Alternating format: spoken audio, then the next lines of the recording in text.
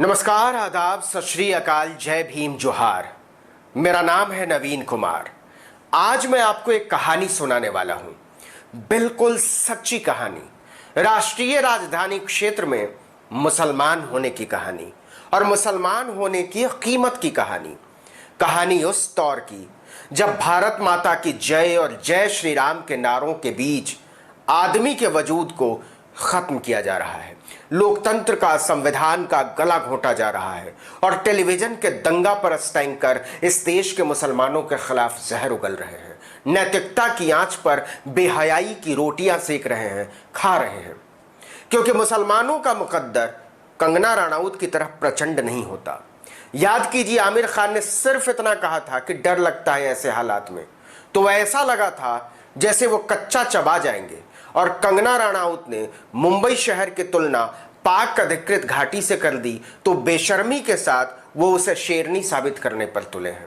बाकायदा सरकार सुरक्षा दे रही है और टीवी चैनल चलाने वाला एक गुंडा अपने लंपटपन को साहस साबित करने पर आमादा है।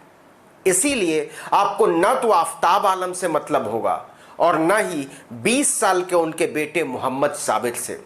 आपको पता होना भी नहीं चाहिए, टीवी चैनलों पर पट्टी भी नहीं चली होगी। रिया के पीछे टूट पड़ने वाली गिद्धों की जमात के लिए आफ्ताब आलम और मोहम्मद साबिर दोनों का नाम ही नफरत करने के लिए पर्याप्त वजह है। आपको करनी हो तो कीजिए नफरत। मैं कहानी सुनाता हूं। 6 सितंबर 2020 की बात है, दिन था रविवार। दिल्ली के मयूर विहार में रहने वाले मोहम्मद साबिर को पुलिस का फोन आता है कि आपके पिता की लाश पड़ी हुई है, अपनी ही कार के एक हिस्से से बंधी हुई। बिल्कुल ठीक सुना आपने, कार से बंधी हुई। कायदे से क्या होना चाहिए था? साबिर को सदमा लगना चाहिए था, उन्हें चीखना चाहिए था, रोना चाहिए था, बिलखना चाहिए था। आखिर उनके पिता को मार डाला गया था, लेकिन साबिर ने ऐसा कुछ नहीं किया। वो बस अपनी जगह पर बैठ गए। बस उनका चेहरा जर्द हो गया था, बस उनके मुंह से एक ठंडी आह से निकली थी। जानते हैं क्यों? क्योंकि उन्हें पहले से पता था कि उनके पिता को मारा जाएगा। जैसे वो बस इस खबर का इंतजार भर कर रहे थे। कहानी को आगे सुनाते हुए मेरा दिल बैठ रहा है, क्योंकि जो हुआ है वो इस देश के बूचड़ खाने में तब्दील होते जाने के दस्तावेज की तरह है। तो सुनिए, मोहम्मद साबिर को क्यों अपने पिता को मार दिए जाने की खबर मिलने के बाद भी कोई तैश नहीं आया, रोना नहीं आया, गुस्सा नहीं आया। पुलिस का फोन आने के कुछ घंटे पहले ही उनके पिता का फोन आया था। वो कुछ बोल नहीं रहे थे, बस कुछ आवाजें आ रही थीं। इसके पीछे का भी कारण बताएंगे, लेकिन पहले उन आवाजों के बारे में सुन लीजिए।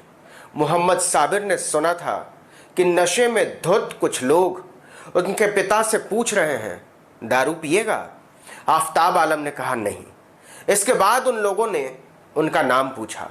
तब तक साबिर को यह एहसास हो चला था कि उनके पिता अखलाक, तबरेज अंसारी और पहलू खान जैसी दर्जनों मुसलमानों की तरह भारत में अंध राष्ट्रवाद के अगले शिकार होने जा रहे हैं। लेकिन वो कुछ कर नहीं सकते थे। उन्होंने फोन को रिकॉर्ड पर डाल दिया। एक जगह वो लफंगे आफ्ताब आलम से कह रहे हैं, जय श्री राम बोल, जय श्री राम। आफ्ताब आलम कुछ नहीं बोल पा रहे थे, सिर्फ उनके दर्द से कराहने की आवाजें सुनी जा सकती थीं। उनका 20 साल का बेटा फोन पर अपने पिता की उखड़ती हुई सांसों को सिर्फ सुन सकता था, महसूस कर सकता था, उसे टूटने से रोक नहीं सकता था। थोड़ी देर बाद सारी आवाजें खामोश हो गईं, कुछ सुनाई नहीं दे रहा था। 11 मिनट तक कोई आवाज नहीं आई और फिर अचानक से गुंडे की आवाज उभरती है।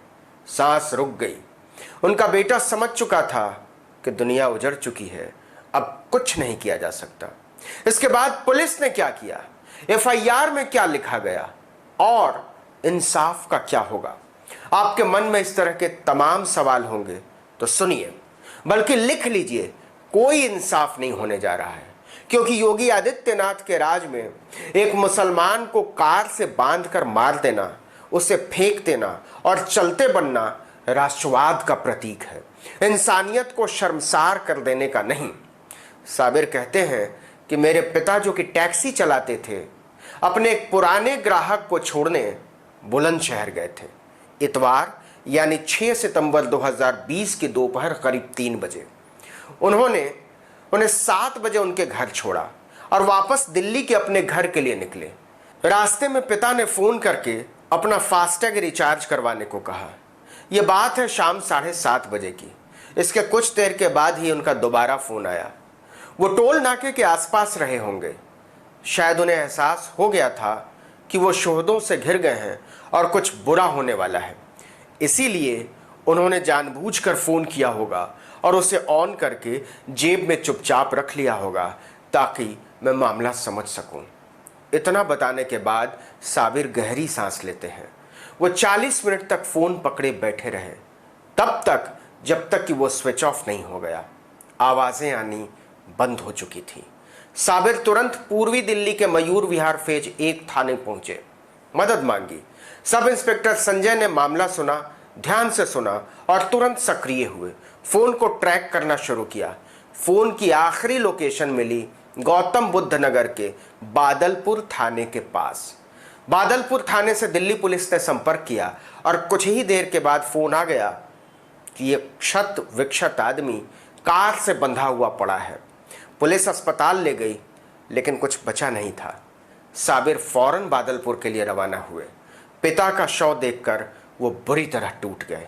उनकी जीभ को कुचल दिया गया था, शरीर को भी ईंट पत्थरों से कुचला गया था, कान से खून निकल रहा था और चेहरे को काटे जाने के निशान थे।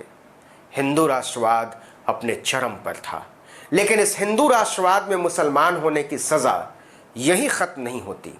आफताब आलम को तो गुंडों ने मारा, लेकिन आफताब आलम को मारे जाने पर इंसाफ को योगी आदित्यनाथ की पुलिस ने मार दिया। पुलिस ने इसमें सांप्रदायिक वैमनस्य के तहत मारे जाने की धारा जानबूझकर नहीं लगाई। वो इसे लूट के इरादे से जान लेने के मामले के तौर पर दर्ज कर रहे हैं, क्योंकि सांप्रदायिक इरादा जोड़ते ही वो सुप्रीम कोर्ट के निर्देशों के दायरे में आ जाएगी। 20 साल के साबिर पूछते हैं कि हम मुसलमान हैं तो क्या हमें जीने का हक नहीं है? इस सवाल का जवाब मैं आप पर छोड़ता हूं। हत्यारों को इंसाफ की पहली ही सीढ़ी पर पुलिस ने संगीन धाराओं से साफ बचा लिया है। आफताब आलम के 65 साल के पिता मोहम्मद ताहिर पूछते हैं, अगर उनके बेटे को लूट के इरादे से मारा गया है तो हत्यारे कार क्यों नहीं ले गए?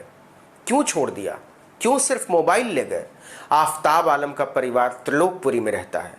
1996 से वो टैक्सी चला रहे थे। उनका एक ही सपना था, साबिर को डॉक्टर बनाना।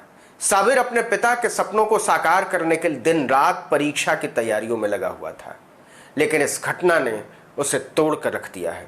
पूरे लॉकडाउन में आफताब आलम कभी घर से बाहर नहीं निकले थे, लेकिन जब एक पुराने ग्राहक का फोन आया तो वे इनकार नहीं कर सके मदद करने से।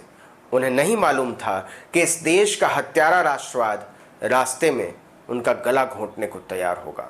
घर में अनाज के डिब्बे खाली हैं, लेकिन साबिर और उसके छोटे भाई साजिद की अलमारी किताबों से भरी हुई है, लेकिन उन किताबों में लिखे हुए हर्फ हिंदुस्तान के आईन से मेल नहीं खाते।